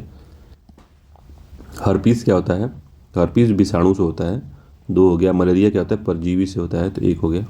4 3 2 1, 4 3 2 1, तो बी आंसर सही है इसका, ठीक है। अगला है, पहली पंचवर्षीय योजना का प्रारूप किसने तैयार किया था। तो पीवी महालनोबिस, के एम राजा, गेकू कुमारप्पा, जवाहरलाल नेहरू। किसने तैयार किया था बताइए पहले का। तो के एन राज ने तैयार किया था, के एन राज, ठीक है, ठीक है। इसको हम हेराल्ड डोमर मॉडल भी कहते हैं, हेराल्ड डोमर मॉडल कहते हैं, ठीक है। पीसी मौलानोबिस ने सेकेंड वाला तैयार किया था। के एन राज इसको तैयार किए थे, के एन राज। 1951 से 56 तक चली थी। राष्ट्रीय ग्रामीण रोजगार गारंटी अधिनियम के अंतर्गत संचालित योजनाएं प्रायोजित की जाती हैं। तो किसके द्वारा प्रायोजित की जाती हैं, तो केवल केंद्र सरकार द्वारा, पहला ठीक है, केवल केंद्र सरकार द्वारा की जाती हैं। तो राष्ट्रीय रोजगार गारंटी अधिनियम महात्मा गांधी राष्ट्रीय रोजगार जो मनरेगा है में परिवर्तित हो गया है। यह अधिनियम 25 अगस्त 2005 को पारित हुआ था, कानून बना था। यह योजना सिर्फ केंद्र सरकार के द्वारा ही दी गई राशि से संचालित होती हैं, सेंट्रल गवर्नमेंट का ही पैसा देती है इसमें। तो ट्रिप्स करार का संचालन किसके द्वारा होता है? WTO द्वारा होता है। सी आंसर सही है। ट्रिप्स का जो संचालन था WTO द्वारा होता है। 98 है, निम्नलिखित में से कौन सी एक पुस्तक वातावरण पर केंद्रित है? तो इन्वायरमेंट पर केंद्रित कौन सी पुस्तक है? The late great planet earth, silent spring, here I stand and then one day. तो कौन सा है जो पर्यावरण पर आधारित है? तो साइलेंट स्प्रिंग जो है पर्यावरण विज्ञान से संबंधित है। रिचर्ड कार्लसन ने इसको लिखा था। ठीक है, रिचर्ड कार्लसन इसको लिखे थे। ठीक है, बी आंसर सही है, साइलेंट स्प्रिंग। अगला है GIS शब्द में जी शब्द के लिए क्या है? GIS क्या है? तो GIS अभी सुन रहे होंगे बाद में, जो IT का यूज करके हम उसको यूज करते हैं, जियोग्राफिकल इंफॉर्मेशन सिस्टम होता है ये। ठीक है, तो जियोग्राफिकल है ये, तो बी आंसर सही जियोग्राफिकल है। 6वां है द्रव्य की पूर्ति यथावत रहने पर यदि द्रव्य की मांग में वृद्धि होती है तो क्या कहते हैं उसको? तो द्रव्य मतलब आप समझ रहे हैं तरलता या डिमांड, मनी की बात कर रहा है ये। तो मनी की जो पूर्ति है यथावत रहने पर यदि द्रव्य की मांग में वृद्धि होती है, if the demand of money increase while the supply of the money remain same, तो क्या होता है? तो किसी चीज़ का मतलब पूर्ति एक समान है और उसकी डिमांड बढ़ गई तो महंगाई हो जाएगी, तो कीमत स्तर में गिरावट नहीं आएगी, ब्याज की दर में वृद्धि हो जाएगी, ब्याज की दर में कमी हो जाएगी, आय और रोजगार में वृद्धि हो जाएगी। तो कौन सा सही है 100 में बताइए? तो बी सही है, ब्याज की दरों में वृद्धि हो जाएगी क्योंकि पैसे की मांग बढ़ जाएगी। ठीक है, एक है किसी देश में आर्थिक समृद्धि अनिवार्य रूप से होगी यदि, आर्थिक समृद्धि की बात कर रहा है, वृद्धि की नहीं और विकास की नहीं। विश्व अर्थव्यवस्था में तकनीकी प्रगति होती है, उस देश में जनसंख्या वृद्धि होती है, उस देश में पूंजी निर्मित होती है, विश्व अर्थव्यवस्था में व्यापक व्यापार की मात्रा बढ़ती है, तो कब होगा? अनिवार्य रूप से होगी। कब? बहुत सही है आंसर इसका, सी है। उस देश में जो अगर पूंजी निर्माण होता है तो उसकी आर्थिक समृद्धि अनिवार्य होगी। दूसरा है 102 नंबर का, ग्रामीण परिवारों को निम्नलिखित में से कौन प्रत्यक्ष रूप से ऋण उपलब्ध कराता है? तो RRB है, नाबार्ड है, भूमि विकास बैंक है, LDB लैंड डेवलपमेंट बैंक। तो नाबार्ड तो नहीं देता है, 2 काट दिए जहाँ जहाँ है, तो 1 3 देते हैं, सी आंसर सही है। तो ग्रामीण परिवारों को प्रत्यक्ष रूप से ऋण उपलब्ध कराता है RRB और LDB। ठीक है, तो सी आंसर सही है इसका। निम्नलिखित में से किस संस्थान द्वारा विश्व खुशहाली रिपोर्ट जारी की जाती है? तो विश्व खुशहाली रिपोर्ट जारी की है सस्टेनेबल डेवलपमेंट नेटवर्क सोल्यूशन द्वारा। ठीक है, या दूसरा दिया विश्व बैंक द्वारा, अनकार्ड द्वारा, भूटान द्वारा। तो इसका पहला ही ठीक है, सस्टेनेबल डेवलपमेंट नेटवर्क सोल्यूशन द्वारा, तो ए आंसर सही है। अगला है सूची 1 को सूची 2 से मिलाना है। महत्वपूर्ण वित्तीय संस्थान है, स्थापना वर्ष है भारतीय औद्योगिक वित्त निगम लिमिटेड, IFCL की स्थापना, भारतीय औद्योगिक शाखा एवं निवेश लिमिटेड, भारतीय औद्योगिक विकास बैंक लिमिटेड, अंतर्राष्ट्रीय वित्तीय सेवा केंद्र। तो कौन कब स्थापना हुई थी ये बताना है। तो IFCI की जो स्थापना है, IFCI की जो स्थापना है 1955 में हो गई थी, तो 2 हो गया ये। ठीक है, भारतीय औद्योगिक शाखा एवं निवेश लिमिटेड का जो है 1948 में हुआ था पहला। ठीक है, तो पहला 1948 हुआ था, 1955 में 2 हो गया। और जो भारतीय औद्योगिक विकास बैंक जो है, इंडस्ट्रियल डेवलपमेंट बैंक जो है, जो इसका जो स्थापना हुआ था 1964 में हुआ था, 3 हो गया, 4 हो गया। तो 1 2 3 4 इसका है, तो ए आंसर इसका ठीक है, सब क्रम में लगे हुए हैं। तो भारतीय औद्योगिक वित्त निगम लिमिटेड 1948 में, भारतीय औद्योगिक शाखा एवं निवेश लिमिटेड 1955 में, भारतीय औद्योगिक विकास बैंक लिमिटेड 1964 में, अंतर्राष्ट्रीय वित्तीय सेवा केंद्र है 1999 में। ठीक है, अगला 105 नंबर का, निम्नलिखित में से कौन सा क्रेडिट रेटिंग एजेंसी भारतीय है? स्टैंडर्ड्स एंड पुअर्स नहीं है, मूडीज है, CIBIL है, फिच है। तो सी आंसर इसका सही है। जो CIBIL जो है credit information bureau India limited, यही भारतीय है, बाकी सब विदेशी हैं। 106 नंबर का, निम्नलिखित में से कौन सा ऐसा पहला राज्य है जिसने FRBM एक्ट लागू किया था? तो कौन सा राज्य है? तो महाराष्ट्र है, कर्नाटक है, गुजरात है, या गोवा है, तो कर्नाटक राज्य था FRBM एक्ट लागू करने वाला। FRBM एक्ट 2003 में आया था, याद रखिएगा। फिजिकल रिस्पॉन्सिबिलिटी एक्ट भी इसको कहते हैं, तो कर्नाटक ने इसको लागू किया था सबसे पहले। 107 नंबर क्वेश्चन है, प्रत्यक्ष कर के बारे में बताना है, विचार करना है कौन सा कथन सत्य है, इसको बताना है। तो ऐसे कर जिनमें मौद्रिक बोझ को दूसरों पर न टाला जा सके। दूसरा, प्रत्यक्ष कर के अंतर्गत कराघात तथा करापात अलग अलग व्यक्तियों पर पड़ता है। तो कौन सा इसमें कथन सही है बताना है। तो पहला इसका ठीक है, दूसरा गड़बड़ है। पहला इसका ठीक है, दूसरा गड़बड़ है, क्योंकि प्रत्यक्ष कर का उदाहरण यही है कि प्रत्यक्ष के अंतर्गत कराघात तथा करापात उसी व्यक्ति पर पड़ता है जिस पर कर लगाया जाता है। तो प्रत्यक्ष कर के अंतर्गत कराघात और करापात एक ही व्यक्ति पर पड़ता है, अलग अलग व्यक्ति पर नहीं पड़ता। तो केवल एक सही है इसका, ठीक है। ऐसे कर की जिसका मौद्रिक बोझ को दूसरे पर न टाला जा सके तो उसको डायरेक्ट कर कहते हैं, ठीक है। 108 नंबर क्वेश्चन है, निम्नलिखित में से एस तारापुर समिति जो थी वो किस क्षेत्र संबंधित थी। तो बैंक सेवा से नहीं थी, काले धन से भी नहीं थी, ये पूंजी खाते के परिवर्तनशीलता से संबंधित थी। तो सी आंसर इसका सही है। 109 नंबर का, स्टैगफ्लेशन ऐसी स्थिति होती है जिसमें मांग कम हो, वास्तविक उत्पादन में बढ़ नहीं रहा हो तथा बेरोजगारी बढ़ रही हो, ठीक है। तो स्टैगफ्लेशन ऐसी स्थिति है जिसमें स्फीति तथा मंदी दोनों ही स्थितियां साथ साथ बनी रहती हैं। तो धीमा आर्थिक विकास होता है इसमें, अपेक्षाकृत उच्च बेरोजगारी की स्थिति होती है, मुद्रास्फीति तथा सकल घरेलू उत्पाद में गिरावट होती है, अर्थव्यवस्था में स्टैगफ्लेशन की स्थिति उत्पन्न हो जाती है। तो पहला इसका सही नहीं है, ठीक है। दूसरा है, रिसेशन ऐसी स्थिति होती है जिसमें स्फीति और मंदी दोनों स्थितियां एक साथ बनी रहती है। तो नहीं, ये स्टैगफ्लेशन में होता है, तो दूसरा गलत है। जो रिसेशन होता है उसमें जो होता है उसमें मंदी आ जाती है, ठीक है। तो दोनों ही असत्य हैं, इसका सी आंसर सही है।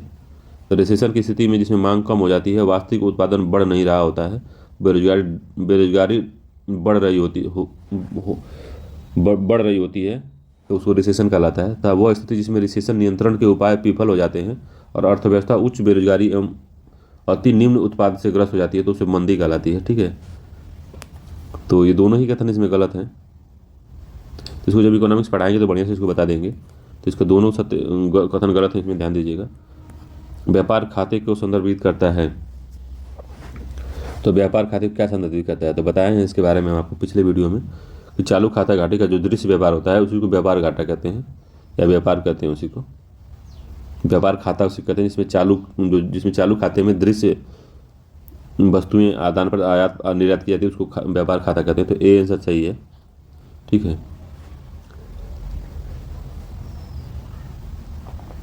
तो चालू खाते का जो विभाजन होता है दृश्य व्यापार खाता तथा अदृश्य व्यापार खाते में किया जाता है इसका काम, ठीक है। तो दोनों ही होता है इसमें। तो चालू खाते के दृश्य व्यापार से संबंधित है ये, पहला इसका ठीक है। अगला है, निम्नलिखित में से भारतमाला परियोजना किससे संबंधित है। तो भारतमाला जो संबंधित है बुनियादी ढांचा बनाना है, और जो सीमावर्ती राज्य जितने राज्य हैं सब में क्या करना है, सड़कों का निर्माण करना है। तो सीमावर्ती क्षेत्रों में सड़कों के निर्माण करना तथा बंदरगाहों एवं बड़े शहरों को जोड़ना है। तो बी आंसर कैसे, ये भारतमाला। अगला है, केंद्रीय बजट 2023-24 में राजकोषीय घाटा का अनुमान कितना लगाया गया था। तो 23-24 में राजकोषीय घाटा का अनुमान लगाया गया था कि 5.9 होगा ये, तो ए आंसर सही है। अगला है, केंद्रीय बजट 23-24 में, इसको हम देखेंगे 24-25 वाला, ठीक है, ये भी वही है, तो इसको हटा देते हैं। अगला केंद्रीय बजट 2023-24 में निम्नलिखित में से किस योजना को सबसे अधिक राशि आवंटित की गई थी। तो कौन सी योजना सबसे अधिक राशि आवंटित की गई थी उसको, तो पीएम किसान को की गई थी। तो ए आंसर सही है, पीएम किसान को 6,000 करोड़ उसको दिया गया था। अगला है, भारतीय रुपये के अवमूल्यन के प्रभाव के संबंध में निम्न कथनों पर विचार करना है। तो भारतीय मूल्य का जब अवमूल्यन कर दिया जाता है तो क्या प्रभाव पड़ता है। तो जब अवमूल्यन करते हैं तो हम लोग, तो हमारा निर्यात बढ़ जाता है, तो यह विदेशियों के लिए निर्यात को कम प्रतिस्पर्धी और मांग और सस्ता बनाता है। तो विदेशी के लिए निर्यात को कम प्रतिस्पर्धी बनाता है, निर्यात को हतोत्साहित करता है, व्यापार घाटे को कम करता है, तो व्यापार घाटे को कम करता है, ये बात सही है। निर्यात को बढ़ाता है, हतोत्साहित नहीं करता, दूसरा गलत हो गया। सत्य पूछा है हमको, तो केवल 3 इसका सही है, सी आंसर सही है इसका। पहला, विदेशियों के लिए निर्यात को कम प्रतिस्पर्धी नहीं बनाता, ये प्रतिस्पर्धी बनाता है और सस्ता बनाता है, ठीक है, और मूल्यन से विदेशियों का निर्यात बढ़ता है, तो पहला गड़बड़ हो गया, तो इसका केवल सी सही आंसर है। सत्य पूछा था, नाई धोबी आंदोलन उत्तर प्रदेश के किस शहर में चलाया गया था, तो वो प्रतापगढ़ में चलाया गया था, ये आंसर सही है। नाई धोबी आंदोलन प्रतापगढ़ में चलाया गया था। जमींदारों तालुकदारों का सामाजिक बहिष्कार करने के उद्देश्य से चलाया गया था ये नाई धोबी आंदोलन, इंपॉर्टेंट याद रखिएगा, प्रतापगढ़ में।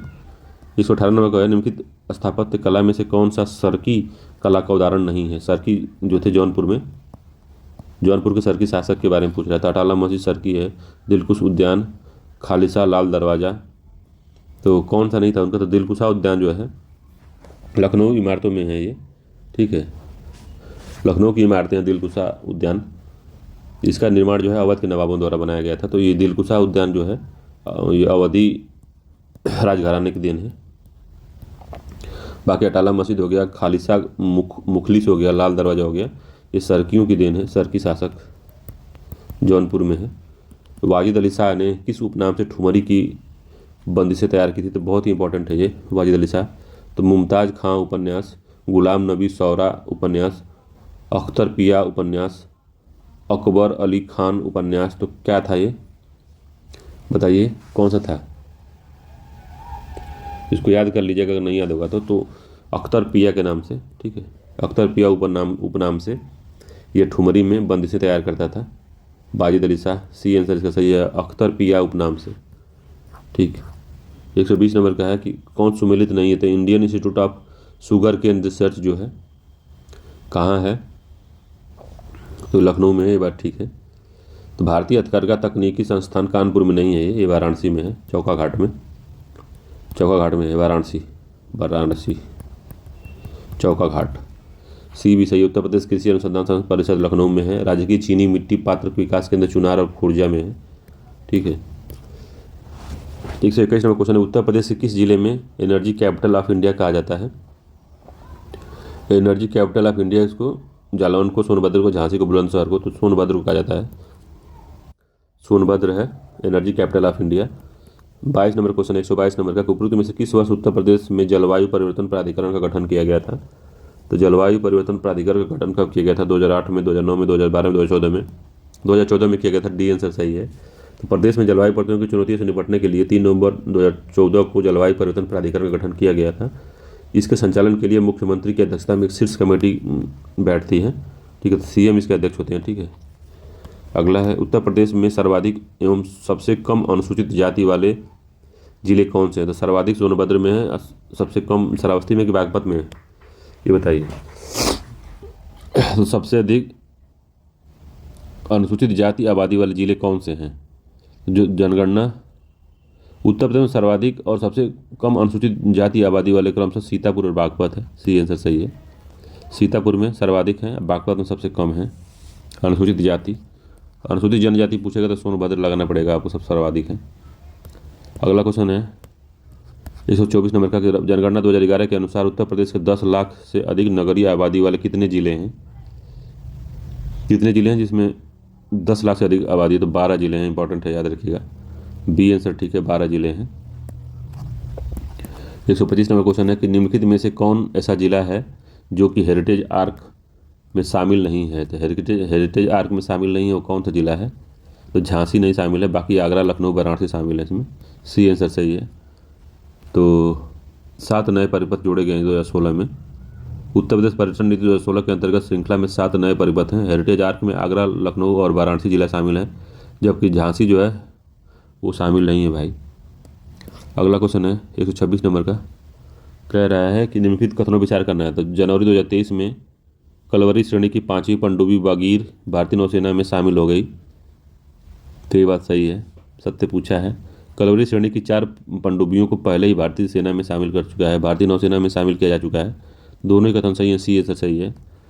हाल ही में सेबी ने किस सोशल स्टॉक एक्सचेंज स्थापित करने की मंजूरी दी, तो किसे दी है मंजूरी, तो एनएसई को दी है, नेशनल स्टॉक एक्सचेंज को दी है, एनएसई, बी आंसर सही है इसका। अगला, हाल ही में किस खाड़ी देश के साथ ऊर्जा समझौता किया है भारत ने? तो यूएई, सऊदी अरब, ओमान या यमन। तो किसके साथ किया है भारत ने? तो सऊदी अरब के साथ किया है। बी आंसर सही है। ठीक है, नवीन और नवीकरणीय ऊर्जा के क्षेत्र में समझौता किया गया है इसमें। तो 129 नंबर क्वेश्चन क्या पूछ रहा है? गज उत्सव के बारे में बताना है। तो प्रोजेक्ट एलिफेंट 25 वर्ष पूरा होने पर उपलक्ष्य में असम के मानस राष्ट्रीय उद्यान में, तो मानस नहीं, काजीरंगा है, याद रखिएगा, काजीरंगा है। ये पहला गलत हो गया। गज उत्सव का आयोजन किया गया था तो असम में काजीरंगा में किया गया था, इंपॉर्टेंट याद रखिएगा। कर्नाटक के बाद असम देश में हाथियों का दूसरा सर्वाधिक आबादी वाला राज्य है, तो दूसरा ठीक है इसमें। तो बी आंसर इसका सही है। मगर सत्य नहीं है पूछा है तो ए इसका लगाएंगे, तो ए आंसर सत्य है इसका, कि यही गलत है। ठीक है, ए गलत है इसका, याद रखिएगा। सत्य नहीं है पूछा है तो ए जो है सत्य नहीं है, क्योंकि काजीरंगा में, मानस में नहीं था। अगला है 129 नंबर क्वेश्चन है कि वर्तमान में टॉप 500 में भारत का कौन सा सुपर कंप्यूटर शामिल है? तो एरावत है, डी आंसर सही है। एरावत जो है 500 का भारत का वर्तमान टॉप 500 कंप्यूटर में भारत का शामिल है। एरावत है जो सुपर कंप्यूटर है, 75वें स्थान पे है। ठीक है, अगला है पलक झील निम्नलिखित में से किस राज्य में अवस्थित है? पलक झील किस राज्य में अवस्थित है? तो असम में नहीं है, त्रिपुरा में, मिजोरम में है। ये सी आंसर सही है, मिजोरम में पलक झील, या पाला टीपो मिजोरम कहते हैं इसको। पाला टीपो भी कहते हैं इसको, पाला टीपो साइहा जिले में स्थित है ये। ठीक है, अगला है हाल ही में भारत और यूरोपीय संघ के समुद्री सुरक्षा के सहयोग को बढ़ावा देने के लिए हिंद महासागर में पहला नौसेना अभ्यास किया गया। तो पहला नहीं था ये, सत्य पूछा है तो पहला गलत है।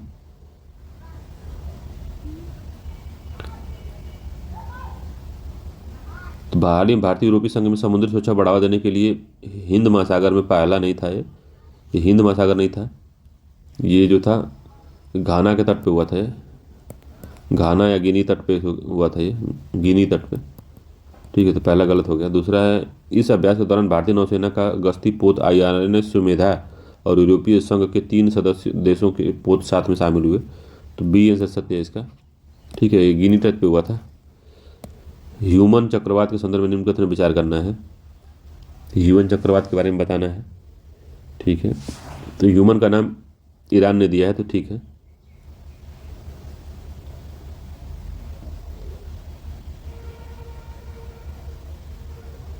तो ह्यूमन नामक, इराक ने ईरान दिया है, इराक नहीं ईरान है, ईरान दिया, तो पहला गड़बड़ हो गया।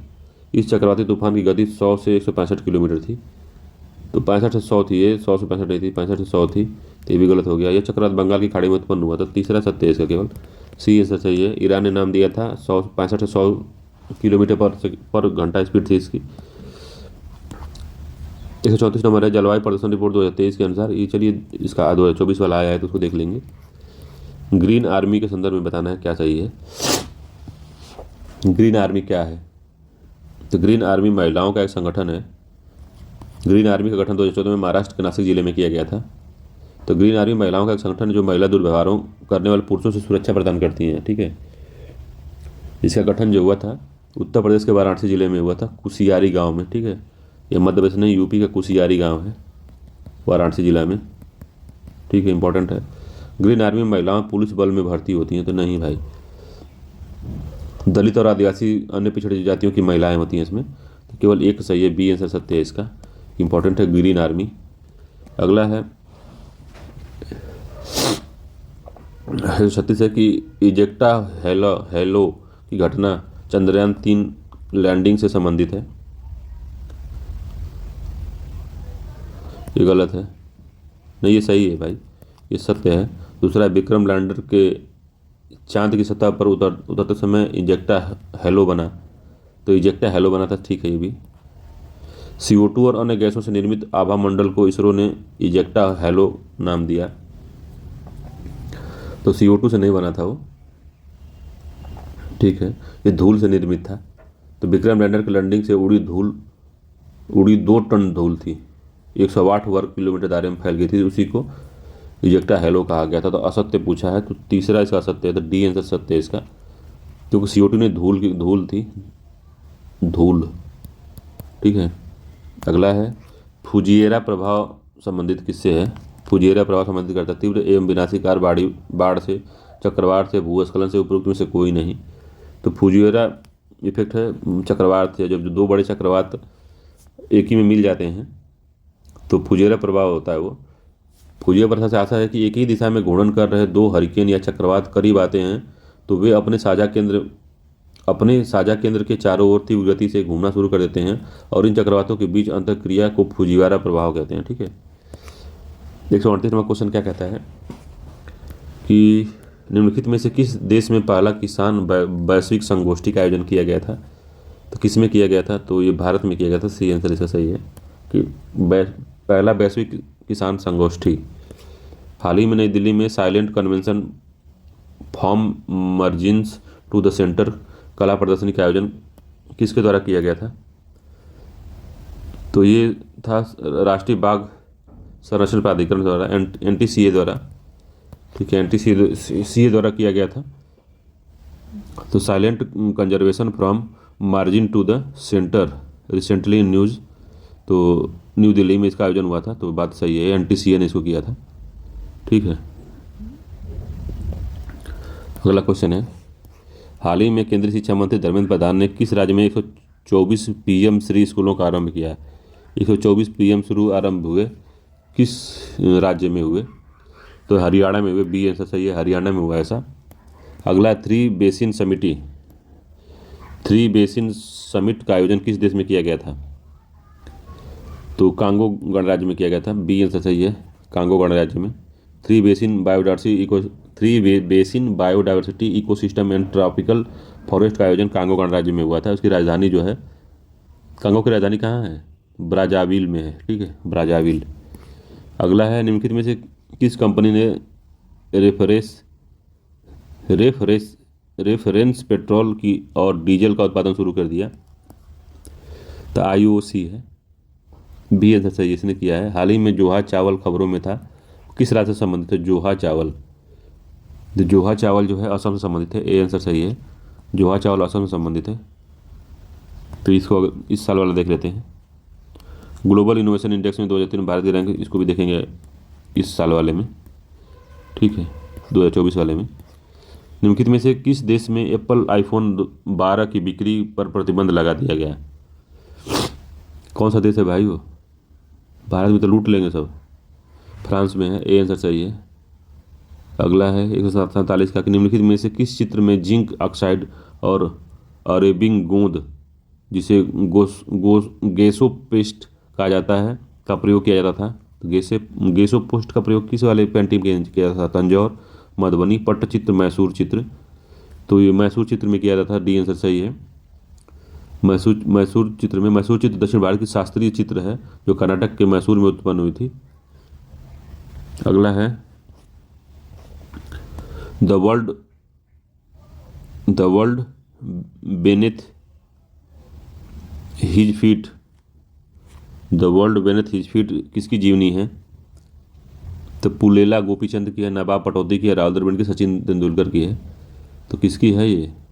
तो पुलेला गोपीचंद की है। तो जो पुलेला गोपीचंद है भारत के बैडमिंटन खिलाड़ी हैं। ठीक है। 149 से पेरिस शांति सम्मेलन में लीग ऑफ नेशन की स्थापना का प्रस्ताव कब पारित हुआ था? लीग ऑफ नेशन के जो प्रस्तावना का प्रस्ताव 1919 में पारित हुआ था, याद रखिएगा। बी आंसर सही है, पेरिस सम्मेलन में league of nations. B answer सही है। 150 नंबर, प्रोजेक्ट उद्भव किससे संबंधित है? प्रोजेक्ट उद्भव किससे संबंधित है? तो रक्षा मंत्रालय संबंधित है। बी आंसर सही है। तो इस उद्देश्य इसका है प्राचीन भारतीय रणनीतिक ज्ञान को आधुनिक सैन्य शिक्षा शास्त्र से एकीकृत करना है। ठीक है। इस परियोजना का संचालन रक्षा मंत्रालय द्वारा किया जा रहा है। तो प्रोजेक्ट उद्भव याद रखिएगा, इंपॉर्टेंट है ये। तो 150 क्वेश्चन हो गए हैं और ये GS वर्ल्ड का लास्ट टेस्ट है। GS संबंधित